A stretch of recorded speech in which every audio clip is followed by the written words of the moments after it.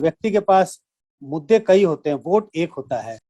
अगर पैसे दे करके या अगर किसी भी तरीके से, किसी भी तरह कैश अकाउंट के इनिशिएटिव से अगर विधायक इस पाले से उस पाले लाए जा सकते हैं, तो उन जनाकांक्षाओं का क्या। मैं पुराने आंकड़े देख रहा था कि बीजेपी किसी भी राज्य में अपने लोकसभा के वोट से ज्यादा विधानसभा में वोट नहीं ला पाई। तो क्या ब्रांड मोदी पर ज्यादा डिपेंडेंसी राज्यों में बीजेपी के लिए घातक सिद्ध हो रही है? मैं बिल्कुल ही इसको देश की बड़ी राजनीति से जोड़ के देखना नहीं चाहता। नमस्ते, मेरा नाम है दीपक तेंदुरिया। उम्मीद है आप सब स्वस्थ और अपने और अपनों का ख्याल रख रहे होंगे। जैसा कि आप जानते हैं कि भारत का लोकतंत्र विश्व स्तर पर भारत की सबसे महत्वपूर्ण पहचान है, और लोकतंत्र की सबसे अपरिहार्य और सबसे अहर्ता महत्वपूर्ण है वह है भारत का चुनाव। बीते दिनों 4 राज्य और 1 यूनियन टेरिटरी के बहुत महत्वपूर्ण चुनाव हुए। उसके नेशनल ट्रेजेक्टरी पर क्या प्रभाव पड़ेगा, क्या उन राज्यों के भीतर में क्षेत्रीय पार्टियां या राष्ट्रीय पार्टियों का क्या वजूद रह जाएगा, कांग्रेस की जो अखिल भारतीय ध्वस्त होने की कहानी है उसको हम किस तरह देखेंगे, या भाजपा का जगन्नाथ टूटने को हम उस टटोलने का तलाश करेंगे।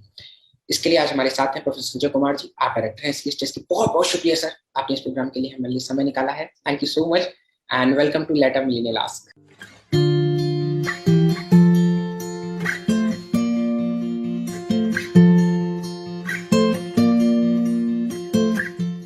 तमिलनाडु का जो चुनाव था 2016 में जयललिता चली गई, 2018 में करुणानिधि की मौत हो गई।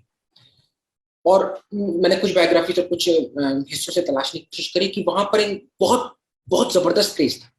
तो अपने 2 सबसे बड़े स्टालवर्ट लीडर्स को खोने के बाद तमिलनाडु में एआईएडीएमके जो कि 2011 में भी जीती और फिर 16 में भी जीती, उसके बाद ये परिणाम किस तरह से रहे सर? देखिए, दोनों लीडर इस चुनाव में मौजूद नहीं थे। अगर उनमें से एक लीडर मौजूद होते तब इसका एक विश्लेषण उपयुक्त होता कि भाई एक लीडर तो, एक स्टॉलवर्ट तो थे और दूसरे स्टॉलवर्ट नहीं थे, उसका किस तरह का प्रभाव पड़ा। क्योंकि दोनों पार्टियों के स्टॉलवर्ट नहीं थे तो वो एक तरह से न्यूट्रलाइज कर दिया।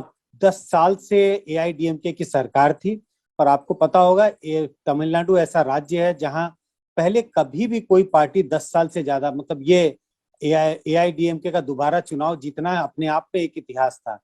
इस अगर पृष्ठभूमि के हिसाब से देखें तो ये बहुत साफ दिखता था कि इस बार एआईडीएमके के लिए तीसरी बार चुनाव जीत पाना तो बहुत मुश्किल है। ऐसा नहीं है कि चीजें मतलब ट्रेंड्स टूटते नहीं है। आप बगल के राज्य केरल में बदलाव आया, जहां पे एक सरकार दोबारा चुनाव जीत के नहीं आती है, वहां पे 40 साल के बाद इतिहास बदला। तो एआईडीएमके भी इतिहास बना सकती थी, लेकिन लोकसभा के जो चुनाव के नतीजे थे, जो जिस तरह के वहां के हालात थे, उन चीजों को देखते हुए ऐसा लगता नहीं था कि एआईडीएमके अपना तीसरा चुनाव जीत पाएगी। इस बात का हमें और ध्यान रखना चाहिए कि जितना एकजुट डीएमके दिखाई पड़ता था अपने शीर्ष नेता को खोने के बावजूद, उतना एकजुटता एआईडीएमके के अंदर नहीं थी। एआईडीएमके में पहले तो बहुत बिखराव आए, बाद में थोड़ी एकजुटता आई, लेकिन कहीं ना कहीं उस तरह की एकजुटता दिखाई नहीं पड़ रही थी जिस तरह का डीएमके में देखने को मिलता था। इन सब चीजों का प्रभाव जो है परिणाम पर देखने को मिला और डीएमके ने एक बड़ी जीत हासिल की। आपने 3 अप्रैल को जो आपने लेख लिखा था दैनिक भास्कर में, उसकी तरफ भी आपने इसमें इशारा भी किया था इस चीज के प्रति। तो क्या जो स्टालिन है या उसका ठीक नाम प्रोनाउंसिएट कर पा रहा हूं मैं, तो इन दोनों ने क्या अपने आप को इस्टेब्लिश कर लिया है एक इंडिपेंडेंट लीडर की वजह से? अभी भी आप देखते हैं कि ये अभी उसी मतलब जयललिता के नाम पर ही या करुणानिधि के नाम पर ही अपने आप को प्रेजेंट कर रहे हैं? नहीं, बिल्कुल मैं कहूंगा कि इन्होंने अपने आप को स्टैब्लिश कर लिया। स्टैब्लिश करने और नहीं करने का जो डिबेट था वो तब होता अगर करुणानिधि इस समय मौजूद होते, जिंदा होते, ये डिबेट शायद लालू और तेजस्वी के बारे में किया जा सकता। लेकिन मुझे नहीं लगता कि तमिलनाडु में इस डिबेट की कोई आवश्यकता है। वो लीडर अब मौजूद नहीं है। ऐसी स्थिति में लोग स्टालिन को ही देख रहे हैं, और स्टालिन कोई बच्चे नहीं है। स्टालिन 67 साल के हैं, पूरा अनुभव उनके साथ है, और पार्टी का जनाधार तो है ही है। तो मैं सोचता हूं उन्होंने अपने आप को स्टैब्लिश कर लिया है एक लीडर के रूप में, बड़ी जीत हासिल की है। अगर ये जीत अगर मामूली सी जीत होती तब तो हम प्रश्न चिन्ह लगा सकते थे कि कितना लोग स्टालिन को एक लीडर के रूप में मानते हैं या नहीं मानते हैं। लेकिन जिस तरह की जीत हासिल की है, मुझे लगता है कि स्टालिन ने अपने आप को एक लीडर के रूप में स्थापित कर दिया है। एक सवाल मैं आपसे केरला की तरफ से समझना मैं चाहता हूँ। हालांकि जो बात आपने बंगाल में, जो आपने दैनिक भास्कर के लेख में कही थी, मुझे लगता है वो केरला पर ज्यादा अप्लाई होती है कि डेवलपमेंट की पॉलिटिक्स आपको वोट ला करके देती है, बाकी चीजें फिर बहस का मुद्दा बन जाती है। केरला में ये 40 साल का जो क्रम था, हालांकि मैं राजस्थान से आता हूँ तो हमें तो आदत है 5 साल में इधर उधर शिफ्ट होने की, केरला में ये 40 साल का क्रम कैसे टूटा, और लोकसभा का जो इम्पैक्ट था जहां पर कांग्रेस ने अच्छी परफॉर्मेंस की थी, वो यहाँ पर आकर के उतना बेहतर तरीके से काम कैसे नहीं कर। देखिए, केरल में जो कुछ भी हुआ इसके संकेत मिलने शुरू हो गए थे, और संकेत कहाँ से मिल रहा था? संकेत नगर निगम जो पंचायत के जो चुनाव थे वहां से मिल रहा था। हालांकि मैं इस बात का पक्षधर नहीं हूं कि पंचायत के चुनाव या एक चुनाव दूसरे चुनाव को की ओर संकेत देते हैं, लेकिन कई मायने में वो चुनाव संकेत इसी के लिए दे रहे थे क्योंकि वो चुनाव पेंडेमिक के बाद हुआ और पेंडेमिक के आसपास हो रहा था। और जिस तरह से सीएम ने पिनियारी विजयन ने अपने आप को स्टैब्लिश किया था एक स्ट्रॉन्ग लीडर के रूप में, जिस तरह से उन्होंने अपने वेलफेयर प्रोग्राम्स चलाए और खासकर गरीबों के लिए, तो कहीं ना कहीं वो अपना जनाधार बचा पाए ही नहीं, सिर्फ उन्होंने अपना जनाधार बढ़ाया। तो संकेत मिल रहे थे कि यूडीएफ अच्छा नहीं कर पाएगी इन चुनाव में, इसके बावजूद कि 2019 के चुनाव में उन्होंने जबरदस्त जीत हासिल की थी। 20 में से 19 लोकसभा सीटें यूडीएफ ने जीती थी, लेकिन उसके बाद वो मोमेंटम वो नहीं अपने साथ रख पाए, और जो पंचायत के चुनाव, नगर निगम के जो चुनाव थे, वहां पे से दरार दिखनी शुरू हो गई, और उसको कैपिटलाइज किया पिनारी विजयन ने, और उन्होंने जिस तरह से एक स्ट्रॉन्ग लीडर के रूप में अपने आप को प्रस्तुत किया, उसका उसको फायदा मिला। मैं आसाम की तरफ जाना चाहता हूँ, और ये मेरे लिए बड़ा ही मतलब मेरे पास जितनी समझ है उसमें, मैं उसको देखते हुए मेरे लिए बड़ा ही सरप्राइजिंग रहा। मैं बीते दिनों ये किताब पढ़ रहा था, सब no lands people, Assam NRC crisis पर। उसके कई किस्से ऐसे हैं जो आप बहुत हार्ट ब्रेक करते हैं। क्या वजह रही कि ये सीए एनआरसी का प्रोटेस्ट, मुझे याद है प्रधानमंत्री और गृह मंत्री को अपने दौरे रद्द करने पड़ गए थे 1.5 बरस पहले। तो क्या इम्पैक्ट रहा आसाम पर कि भाजपा वापसी कर पाई? सीए एनआरसी का मुद्दा क्यों एक पॉलिटिकल स्कोर के लिए मतलब इस्तेमाल नहीं हो पाया? एक व्यक्ति के पास मुद्दे कई होते हैं, वोट एक होता है। सीए एनआरसी का मुद्दा जो उत्तर आसाम था वहां पे तो बहुत हावी रहा, और उसकी वजह से नई पार्टियां बनी। जो लोग, अखिल गोगोई जो इसका एक तरह से प्रतिनिधित्व कर रहे थे, उन्होंने अपनी नई पार्टी बनाई, वो जेल भी गए, और जेल से ही उन्होंने अपना चुनाव भी जीता। लेकिन हाँ, लेकिन हमें इस बात का ध्यान रखना चाहिए कि सीए एनआरसी का असर असम के एक भाग में था, और उस भाग में भी जो एंटी सीए वोट जो थे, जो लोग उसका विरोध कर रहे थे, वो बट गया। वो कांग्रेस और राजौर दल और जो एकाध और छोटे दल थे उनके बीच में बट गया, जिसका बीजेपी को फायदा मिला। तो दो बातें हैं, एंटी सीए वोट बटा जिसका बीजेपी को फायदा हुआ, और दूसरी बात, इस बात का हमें ध्यान रखना चाहिए कि ये जो एंटी सीए जो विरोध था वो पूरे असम में नहीं हो रहा था, तो उसकी वजह से बीजेपी को इस बात का फायदा मिला। और एक बात का और हमें ध्यान रखना चाहिए कि जब मतदाताओं के पास कई मुद्दे होते हैं, सीए एनआरसी का विरोध हुए तकरीबन 1 साल बीत गए थे, 1.5 साल बीत गए थे, और कई मुद्दे उसके बाद और नए मुद्दे आ गए होंगे। तो जब चुनाव का समय आता है, एक मतदाता वोट देने जाता है, तो उसके दिमाग में कई चीजें होती हैं। पार्टी की पहचान होती है, लोग कहते हैं कि चलो पार्टी की एक नीति तो हमें पसंद नहीं है, लेकिन उसकी जो 10 और नीतियां वो हमें पसंद है। तो पार्टी को देखते हुए हिंदुस्तान का 65% मतदाता अपना वोट डालता है।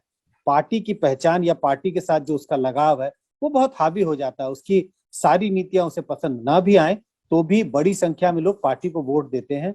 ये सारी वजह है जिसकी वजह से बीजेपी वहां अपनी सरकार बचा के रख पाई। मतलब बहुत सारी सीट्स में से प्रायोरिटी सिर्फ एक को मिल पाती, वोट तो एक ही आपके पास। वही कह रहा हूँ कि कई मुद्दे होते हैं, आपके दिमाग में कई एंजाइटीज होती है, और वोट एक होता है। तो किस मुद्दे पर आपका वोट, जब आप वोट डालने जाते हैं तो कौन सा मुद्दा आपके दिमाग में सबसे हावी है? हो सकता है आप पार्टी को पसंद ना करें, लेकिन उम्मीदवार आपके पसंद का है। कई पर्सनल कंसिडरेशंस हो सकते हैं, लेकिन ये तो संभव नहीं है कि हर कैंडिडेट के साथ आपके पर्सनल कंसिडरेशंस होंगे। लेकिन जो बात मैं कहने की कोशिश कर रहा हूँ, कई मुद्दे होते हैं, कई कंसिडरेशंस होते हैं आपके दिमाग में, और उन कंसिडरेशंस में से कौन सा कंसिडरेशन जब आप वोट डालने गए हैं, जब आप अपना बटन दबा रहे हैं ईवीएम पर, तो कौन सी चीजें जो आपके दिमाग में सबसे ज्यादा है? और जिस बात का जिक्र मैंने पहले भी कहा, पार्टी की पसंद, पार्टी के लिए अपनापन या पार्टी के साथ लगाव, वो सबसे बड़ी पसंद है। तकरीबन 60 से 65% हिंदुस्तान के मतदाता पार्टी को देखकर वोट डालते हैं।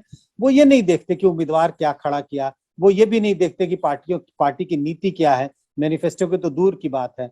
तो पार्टी की पहचान, और यही वजह है कि कोई भी व्यक्ति जब चुनाव लड़ने की कोशिश करता है या मन बनाता है, वो पार्टी की तरफ देखता है, वो पार्टी की टिकट लेने की कोशिश करता है। तो पार्टी की पहचान की वजह से बीजेपी ने अपना अच्छा जनाधार बनाया हुआ है असम में, और यही वजह है कि बीजेपी को जीत हासिल हुई। ईस्टर्न फुटप्रिंट मजबूत हो गए हैं।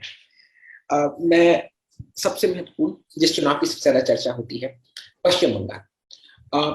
मैं इस पर बहुत सीधे इस सवाल ऐसे रखना चाहता हूँ कि पश्चिम बंगाल के चुनावों को, भाजपा की परफॉर्मेंस को 2019 के पैमाने से मापा जाए या 2016 के, और क्या बंगाल का जो सब नेशनलिज्म था वो राष्ट्रवाद के उस ऑक्सीजन 500 mg पर भारी पड़ गया? देखिए, दोनों ही बेईमानी होगी। अगर बीजेपी ये कहती है कि भाई आप हमें 2016 का चुनाव देखें, हमने तो बहुत अच्छा परफॉर्मेंस किया, बेहतरीन परफॉर्मेंस है, 10.5% वोट से हमारा 38% वोट चला गया, हमारे पास जहां 3 सीटें थी उससे हम 77 चले गए, तो हमारी तो जीत हुई है। ये बीजेपी अपने आप से बेईमानी कर रही होगी, क्योंकि उन्हें इस बात का ध्यान रखना चाहिए कि उनका टारगेट क्या था, उनका लक्ष्य क्या था, उन्होंने क्या वादे किए थे जनता से। वो तो बार बार 200 पार का नारा दे रहे थे, और 200 पार के नारे के हिसाब से तो 77 सीटें बहुत कम दिखाई पड़ती हैं। अब दूसरा पैमाना है, क्या 2019 के चुनाव के मद्देनजर हमें 2021 के चुनाव के नतीजों को देखना चाहिए? मुझे लगता है ये ज्यादा सही होगा, क्योंकि 2019 के चुनाव में बीजेपी ने जबरदस्त परफॉर्मेंस किया, 18 लोकसभा सीटें जीती, 40% से ज्यादा वोट थे उनके पास। और अगर 18 लोकसभा सीटों को अगर हम विधानसभा सीटों में परिवर्तित करके देखें तो 121 सीटों पर उन्होंने अपनी बढ़त बनाई हुई थी। तो लोगों को ये उम्मीद थी। और क्या वजह है बीजेपी ये दावा ठोक रही थी, हम सरकार बना पा रहे हैं बंगाल में, या हम सरकार बनाएंगे, इसकी वजह सिर्फ थी उनका 2019 का जनाधार। तो वास्तविक तौर पर 2019 के चुनाव से ही तुलना करनी चाहिए बीजेपी को, इन चुनाव को। और अब उससे जब हम तुलना करते हैं तो क्या देखें कि बीजेपी का प्रदर्शन बहुत खराब रहा। अगर हम दूसरे राज्यों में देखें कि बीजेपी का प्रदर्शन, जब वो एक राज्य में लोकसभा में कैसा प्रदर्शन करती है और उसी राज्य में जब विधानसभा का चुनाव होता है तब उनका प्रदर्शन कैसा रहता है, अगर उस नजरिए से भी देखें तब लगता है कि बीजेपी ने का प्रदर्शन उतना अच्छा नहीं रहा जितना उम्मीद की जा रही थी। बीजेपी का वोट हमेशा, किसी भी राज्य को आप देखें, 2014 से लेकर के 2019 तक जितने भी विधानसभा चुनाव हुए, बीजेपी अपने लोकसभा के वोट को रिटेन नहीं कर पाती है उस राज्य में, जब उस राज्य में विधानसभा का चुनाव होता है। चाहे बीजेपी ने सरकार भी क्यों ना बनाई हो, सरकार बनाने के बावजूद, जीतने के बावजूद वो अपना वोट बरकरार नहीं रख पाती है। तो बंगाल में भी वही हुआ, कुछ अद्भुत नहीं हुआ, कम से कम मुझे तो कुछ अद्भुत नहीं लगा। बीजेपी को 38% वोट आए, 2.5% वोट वो अपने लोकसभा के वोट से उनको नीचे कम आता है। लेकिन सीटों का अंतर इसी के लिए हो जाता है जो बहुत ही अप्रत्याशित है, क्योंकि ममता बनर्जी की पार्टी तृणमूल कांग्रेस ने अपने वोटों में इजाफा किया, जिसका अंदाज शायद बहुत सारे लोगों को नहीं था। उनका वोट 43% था लोकसभा के चुनाव में, और 5% वोट उनका बढ़ गया। इस वजह से सीटों का फासला हो गया। ओके। और मुझे याद है आप ये अगस्त से स्टैंड रख रहे थे उसके बाद से कि वेव भले नहीं हो लेकिन तृणमूल वापसी लगभग, मतलब उसकी गुंजाइश बहुत ज्यादा है। हाँ, इसकी वजह बहुत साफ थी। जिस बात का जिक्र मैंने अभी किया, मैं पुराने आंकड़े देख रहा था कि बीजेपी किसी भी राज्य में अपने लोकसभा के वोट से ज्यादा विधानसभा में वोट नहीं ला पाई। हर राज्य में उनका वोट नीचे गिरा, भले ही उन्होंने चुनाव जीत लिया। और वोटों की का गिरावट कहीं 8%, कहीं 10%, कहीं 20-22% था। तो मुझे ऐसा लगता था कि बीजेपी के वोटों में 10% का तो गिरावट तो नहीं आएगी बंगाल में। लेकिन ये मुझे लगता था कि बीजेपी कोई ऐसी अनहोनी चीज नहीं होने वाली है बंगाल में, जब दूसरे राज्यों में उनका वो अपने वोट प्रतिशत को बरकरार नहीं रख पाए, तो कौन सी ऐसी वजह होगी जिस वजह से बंगाल में वो अपना वोट बरकरार रख पाएंगे। तो मुझे हमेशा लगता था कि उनका वोट 2-3% तो नीचे जरूर जाएगा। और इस बात की उम्मीद थी कि तृणमूल कांग्रेस, जिनके लिए सबसे खराब या सबसे टफ इलेक्शन 2019 का था, इस चुनाव में भी तृणमूल कांग्रेस ने 43% वोट हासिल किए थे। तो इस बात की मुझे उम्मीद थी कि तृणमूल कांग्रेस के पास 43-44% वोट उनका कोर वोट है, वहां से तृणमूल कांग्रेस नीचे नहीं सरकेगी और बीजेपी 1-2% नीचे जाएगी और ये 4-5% का जो वोटों का फासला होगा वो तृणमूल कांग्रेस को एक स्पष्ट जीत दिलाएगी। इसी वजह से मैंने, आपने अगस्त का जिक्र किया, मैं शुरू से इस बात को कहता रहा कि बीजेपी के लिए बंगाल का चुनाव जीतना लगभग असंभव है। तृणमूल जीत के दोबारा जरूर आएगी। ये बात जरूर है कि 200 पार जो बीजेपी का नारा था और वो तृणमूल के लिए होते हुए, ये तो मैं नहीं देख पा रहा था। मुझे लगता था शायद तृणमूल कांग्रेस बहुत बेहतरीन प्रदर्शन करेगी तो 180-85 सीटें ला सकती है। 200 पार हुआ जी। जी 200 पार हुआ जी। ये सवाल सर मैं एक as a 20-year-old kid who is studying political science from last 2 or 3 years, अगर पैसे दे करके या अगर किसी भी तरीके से, किसी भी तरह कैश अकाउंट के इनिशिएटिव से अगर विधायक इस पाले से उस पाले लाए जा सकते हैं, तो उन जनाकांक्षाओं का क्या, उन निष्पक्ष स्वतंत्र कहे जाने वाले चुनावों का क्या, जहां पर आप जिस सिंबल पर, आपने भी सिंबल की बात की, पार्टी का बहुत महत्वपूर्ण रोल होता है, जिस सिंबल पर उन्होंने चुनाव दिया वो चेंज कर रहे हैं। मैं पुडुचेरी की बात करना चाहता हूँ। तो ये चुनाव किस तरह से, हाँ देखिए, चुनाव तो निष्पक्ष कहे जाएंगे क्योंकि निष्पक्ष चुनाव करने का मतलब पैमाना क्या है। जैसे हम कहते हैं कि किसी को बुखार है या नहीं, उसका पैमाना क्या है नापने का। थर्मामीटर लगाया और उसमें अगर पारा दिखाई पड़ता तो हमें कहना पड़ेगा बुखार है। तो निष्पक्ष चुनाव, अगर कोई वायलेंस नहीं हुआ, कोई शिकायत नहीं हुई, किसी मतदाताओं को रोका नहीं गया, तो चुनाव तो निष्पक्ष है। लेकिन क्या चुनाव निष्पक्ष और बेईमानी में लोग, जो जनता के प्रतिनिधि हैं, उनके द्वारा की गई बेईमानी और चुनाव की निष्पक्षता में अंतर है। मैं कहूंगा ऐसे प्रतिनिधि जो एक पार्टी के सिंबल पर जीत कर आते हैं और फिर रातों रात पाला बदल लेते हैं, दूसरी पार्टी के सिंबल पर चुनाव जीत जाते हैं, वो बेईमानी है, वो धोखाधड़ी है, मतदाताओं के साथ धोखाधड़ी है। लेकिन क्या चुनाव वो निष्पक्ष नहीं मानेंगे? मैं मानूंगा कि चुनाव निष्पक्ष था, लेकिन हाँ, जनता की आकांक्षाओं के साथ कहीं ना कहीं खिलवाड़ या धोखा किया गया, ये तो बिल्कुल मैं मानता हूँ। 2 सवाल मेरे अब इस पर, एक सवाल इस पर नेशनल ट्रैजेक्टरी पर है। मैं जानता हूं कि राजनीति में 1 हफ्ते का टाइम भी बहुत लंबा होता है और यहाँ तो हम 3 बरस, लगभग 3 बरस की बात करें, क्योंकि मई चल रहा है और मई 2024 में चुनाव होंगे। इन 4 राज्यों के चुनावों से, एक अगर यूनियन टेरिटरी को मान लें, तो क्या बिग पॉलिटिकल मैप निकल कर आ रहा है? क्या नेशनल ट्रैजेक्टरी पर उसका कुछ फर्क पड़ेगा सर? क्या मैं बिल्कुल ही इसको देश की बड़ी राजनीति से जोड़ के देखना नहीं चाहता। मैं बार बार ये कह रहा हूं कि ये राज्य के चुनाव थे और राज्य के चुनाव के नतीजों को राज्य के इश्यूज के हिसाब से मैं आकलन कर रहा हूं। मैं इससे कोई बड़ा संदेश नहीं देख रहा हूं। इस बात की चर्चा बहुत हो रही है कि क्या ममता बनर्जी एक राष्ट्रीय नेता के रूप में उभर के आएंगी, क्या ममता बनर्जी वो चेहरा होंगी जो मोदी का विरोध करेंगी या मोदी के साथ मोदी को टक्कर दे सकते हैं राष्ट्रीय स्तर पर। लेकिन आपने इस बात का जिक्र किया, अभी 3 साल बाकी हैं लोकसभा के चुनाव में, तो ये बहुत जल्दबाजी होगी। पहला तो मैं कह रहा हूँ बहुत जल्दबाजी है, अभी 3 साल का समय बाकी है, अभी कई और विधानसभा के चुनाव होने वाले हैं लोकसभा के चुनाव के पहले। और अगर बीजेपी कई राज्यों में बड़ी जीत हासिल करती है, और ऐसे राज्य हैं जहां बाइपोलर कंटेस्ट होंगे, जहां मल्टीपोलर कंटेस्ट है, बाइपोलर कंटेस्ट कांग्रेस के साथ है, और बीजेपी के लिए उन राज्यों में चुनाव जीतना ज्यादा आसान है जहां उनका मुकाबला कांग्रेस के साथ होता है। कम से कम पिछले 10 साल में ऐसा देखने को मिला है। तो अगर बीजेपी चुनाव दर चुनाव जीतना, उनकी जीत शुरू हो गई लोकसभा तक, तो चीजें, माहौल बदलने लगेगी। और आज जो इतना इफोरिया क्रिएट हुआ है कि मोदी के खिलाफ एक तरह से ममता बनर्जी उभर के आ रही हैं, उनका चेहरा सारी विपक्ष की पार्टियां एक्सेप्ट कर लेंगी, तो ये थोड़ी जल्दबाजी होगी। अभी हमें थोड़ा वेट करना चाहिए। दूसरी दिक्कत, ये जो गठबंधन की बात होती है, इसकी दिक्कत सबसे बड़ी ये है कि बहुतायत की दिक्कत है। एक लीडर नहीं है, कई लीडर हैं। कई लीडर हैं, और वो कई लीडर, सभी लीडर अपने आप में सारे लीडर पॉपुलर हैं अपने स्टेट में। ये जरूर है कि स्टेट का आकार छोटा बड़ा हो सकता है। क्या केजरीवाल पॉपुलर नहीं है? केजरीवाल बहुत पॉपुलर है दिल्ली में, लेकिन दिल्ली का दिल्ली राज्य का आकार छोटा है, सिर्फ 7 MP हैं।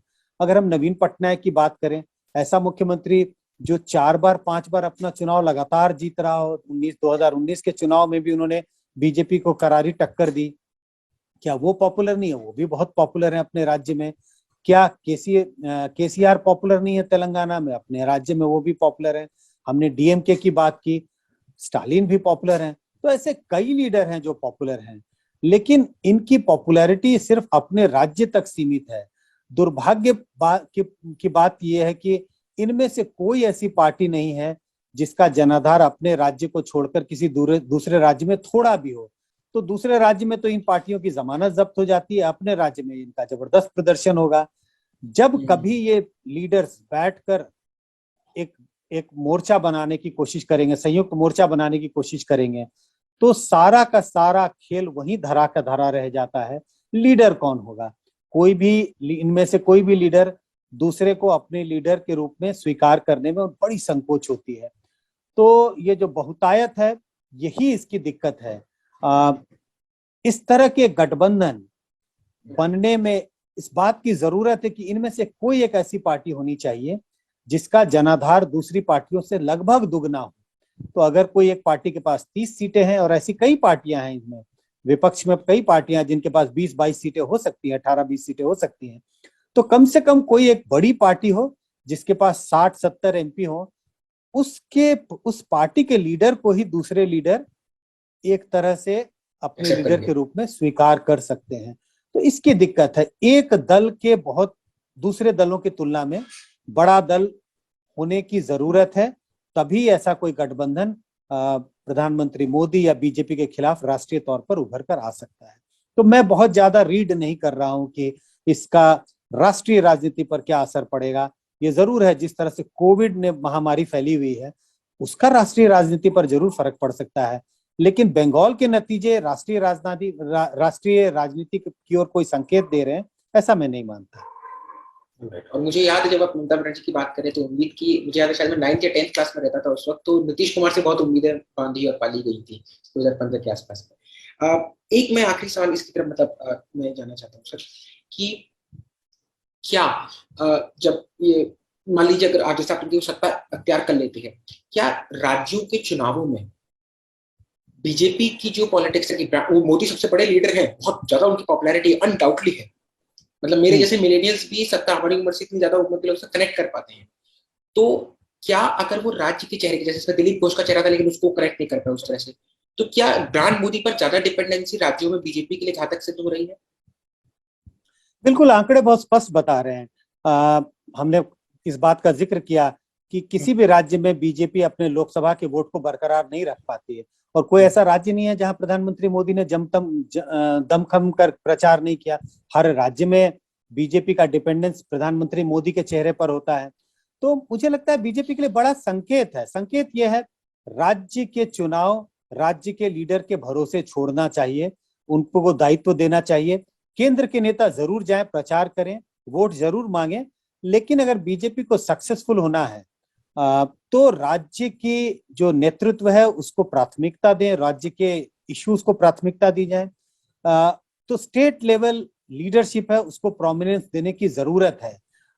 अगर जहां पार्टी का जनाधार बहुत मजबूत है तब तो वो मतलब उसको ओवरकम कर पाते हैं, क्योंकि हम असम का जिक्र कर सकते हैं। असम में तो उन्होंने कोई चेहरा प्रस्तुत नहीं किया, तो फिर भी वो चुनाव जीत गए, क्योंकि वहां उनकी सरकार थी, वो सरकार में थे, जनाधार बना हुआ था, विपक्ष साथ तो था, लेकिन फिर भी एक उसका ग्रुप जो था वो एक अलग था। लेकिन कुल मिला के संकेत ये है बीजेपी के लिए कि राज्य के चुनाव में उन्हें रीजनल लीडर्स को आगे लाना पड़ेगा, उनको प्राथमिकता देनी पड़ेगी। प्रधानमंत्री मोदी जरूर एक, जैसे कहते हैं केक पर आइसिंग का काम, वो जरूर करें, लेकिन सिर्फ प्रधानमंत्री मोदी के दम पर राज्यों में बीजेपी के लिए सरकार बनाना या चुनाव जीतना उतना आसान अब नहीं है। आने वाले समय में तो और दिक्कत होने वाली है।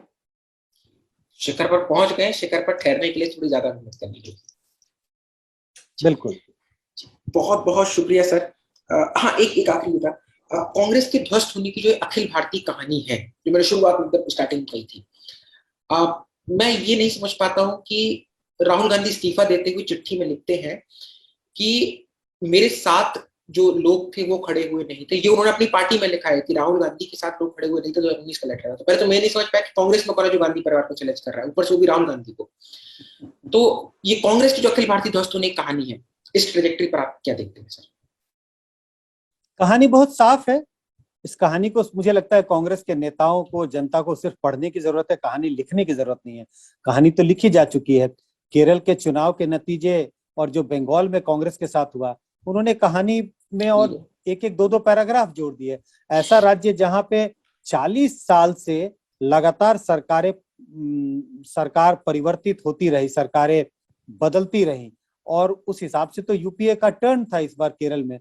और ऐसी जगह में भी अगर कांग्रेस लेड यूपीए अपनी सरकार नहीं बना पाई, चुनाव नहीं जीत पाई, तो वो एक संदेश है कांग्रेस के लिए। अगर हम वेस्ट बंगाल की बात करें, हम सब जानते हैं कि वेस्ट बंगाल में लेफ्ट और कांग्रेस कमजोर है, लेकिन क्या इतनी कमजोर कि एक भी सीट नहीं, अपना खाता भी नहीं खोल पाई। ऐसा राज्य जहां पर एक समय कांग्रेस ने कई सालों तक राज किया इस राज्य में। तो संकेत बहुत साफ है। असम में उन्होंने एक तरह से अपना जो 2016 का जनाधार तो वो बरकरार रखे, लेकिन उसका कोई फायदा नहीं। ये हम कह सकते हैं कि भाई एक स्टूडेंट जो अगर पास मार्क 33 नंबर है, तो वो 20 नंबर ला करके फेल हुआ या 27 नंबर ला करके फेल हुआ, फेल तो फेल है, फिर भी वो, हाँ, फेल तो फेल ही है। तो असम में भी फेल हुए। तमिलनाडु में आप ये कह सकते हैं पिछलग्गू पार्टी है, छोटी सी पार्टी है, 25 सीटों पर आपने चुनाव जीता, तो आपका जो एलआई है वो तो सरकार बना रहा है, लेकिन आप सिर्फ खुश हो सकते हैं इस बात से कि आप गठबंधन की सरकार में एक राज्य में आप हैं, मौजूदगी आपकी है। हाँ, लेकिन वो सिर्फ मौजूदगी नाम मात्र है और आपका उस कोई प्रभाव दिखाई नहीं पड़ता है। तो कांग्रेस के लिए देखिए, दिक्कत की बात क्या है कि कांग्रेस जिस राज्य में चुनाव हारती है, पहले वो विपक्ष में जाती है, और दिक्कत ये हो रही है कांग्रेस के साथ कि विपक्ष से फिर शासन में आना कई राज्यों में मुश्किल हो रहा है। ये जरूर है, मध्य प्रदेश, छत्तीसगढ़ और राजस्थान में वो वापस आए 15 साल के बाद, 2 राज्यों में 15 साल के बाद और राजस्थान में 5 साल के बाद। लेकिन कई राज्यों में, और बड़े राज्य, हम बिहार की बात करें, हम बंगाल की बात करें, हम यूपी की बात करें, ऐसे राज्यों में कांग्रेस तीसरे, चौथे, 5वें नंबर पर चली गई है। ये चिंता का विषय है। और ये ऐसे राज्य हैं जहां बीजेपी बहुत तेजी से उभरी है पिछले कम से कम 10-15 सालों में। तो बीजेपी का उभार जो है वो कांग्रेस को बिल्कुल एक तरह से सफाया करता चला जा रहा है। उसकी कीमत पर टीएमसी को वोट मिल गया। हाँ, बिल्कुल उसकी कीमत पे डीएमके को वोट मिल गया। बहुत बहुत शुक्रिया सर आपके समय के लिए। मैं बहुत बहुत आभार प्रकट करता हूँ इस बातचीत से। मुझे उम्मीद है हमारे दर्शकों को बहुत कुछ से समझने को और उससे कई संदर्भ मिलेंगे। बहुत बहुत शुक्रिया आपके समय के लिए, मैं बहुत आभारी हूँ। धन्यवाद। Thank you.